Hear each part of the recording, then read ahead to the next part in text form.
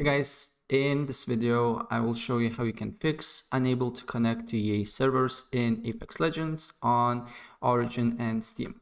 So on Origin, what you need to do here, you need to log into your account, right click the Apex Legends and then press repair.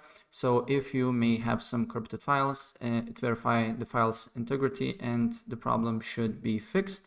And on Steam is a little bit different. What you need to do here, you need to basically press on Apex Legends here, properties, and then go to local files and press verify integrity of the game files. And then what you need to do here on the bottom, on the top right left corner, go to Steam, go to settings, go to downloads, and then press clear download cache.